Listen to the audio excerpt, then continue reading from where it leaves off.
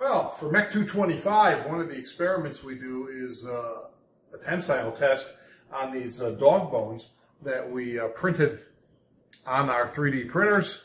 And the fun here is to measure all these up and then to take all those measurements, put it in and get tensile samples, and then run it in your MECT 215 class and do the statistics on it to see whether or not there's any significant difference due to location on the board or the printing technology. So it's a neat way of testing your 3D printer.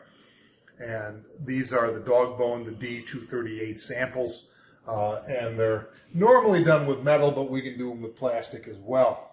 So the first part of the test is you'll need to get the width in both directions. You need the cross-sectional area. And once you have that for each sample, because you'll notice each sample's numbered, because you know where you took it from the board, then we can proceed to test these. If you haven't, remember, I encourage you to look at the earlier videos from the freshman year so you remember how to set the machine up, but I'll do it very quickly here. We put our sample in. I get the height adjustment, which I do here on this manually. I can go up or down. I get so I can mount this sample. Let me do that. And do that. That one can tighten a little better than that.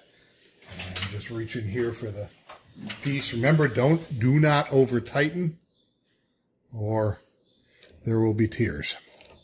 Let me get that. There we go. That's better. Because remember, this is ABS plastic, so it's not very strong. Get your zero set. Remember that adjusts here. I can adjust that zero and get that right where you need it to be. So that's all set. Come over to the computer. Run the software, the MTS software, and this one's called Plastic Dog Bone. I am not very original in my naming. We need to enter in our information, the width, the thickness, again in millimeters, and the other two pieces you don't need to worry about. Down here, I need to zero my signal for the distance and the load. And remember, this is all in metric, so you're going to be measuring in megapascals. And then once that's set, I can take over the controller. Now you'll notice it's not working. Why not? Do you remember? Oh, I got to go. You can come over here and turn it off manually, but you hit it 3-4 times, it'll take. And now, with the green button, I just simply run the test and build my stress-strain curve. This test will go very quickly until you have reset the interlock. Oh, yes, okay, there we go. And run. Put in my data that I measured. And pull my stress-strain curve. And this will go very quick. Because, of course, it isn't a very... There we go. And the sample breaks. Do you remember the rules for tensile testing? The sample has to break in the test area between the fillets. So it did, so that's a valid test. We'll come over here. 0. And you can see I get a beautiful stress-strain curve for that ABS plastic. And you can see that my peak stress was about 66 megapascals.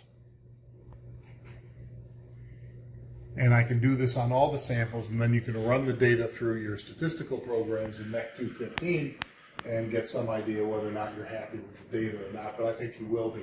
These printers do a very good job, and there isn't too much variance across them. But this is a neat way. This is how we test the 3D printer to make sure that it's printing the same strength at different portions on the board. Once you have your test data in the computer system, you're going to get a series of curves like this. You're going to have a bunch of different test runs. I only have the one here, but remember, you can hit the compare button and overlap the graphs. You can also choose certain tests to get rid of if you made a mistake and they need to go away. But when you're done, what you want to do is the blue button here with the 3 number Roman numeral 3 on it, you want to select that, and that generates a test report, which you can then save to your USB drive. Your instructor should do this, but just make sure it happens so you can come back and get the data.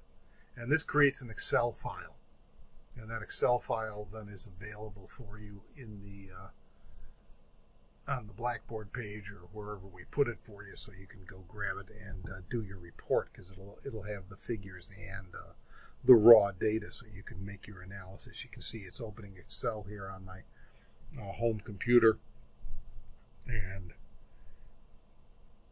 you should see that in a moment and see the actual data, which I think is well worth looking at. I know some of you haven't seen this for a while. So you're going to get a picture of every graph with the data. You can see the loads, the various pieces. You can adjust the columns to make it look right. It really does a nice job, though. But these can be cut and pasted right into your Microsoft Word document or your Google Doc for your figures. Don't forget to label them. Make sure the axes are labeled. Go through all the fuss and process to make it look right. Remember, if you don't have the units here like you want them, you can always click on the unit and you can go edit variable and you can edit the unit. Or down here, I can right click and I can say, the data is this. It's the strain, it's the extension. But you want to be plotting stress versus strain, because we want to look at the point of breakage on each piece and we want to look at its stress level. So you want a true stress strain curve, and you want it in the metric system. So take a look at that, make that happen for yourself, and make sure that you get a hold of that Excel file at the end so you have all the data for your report.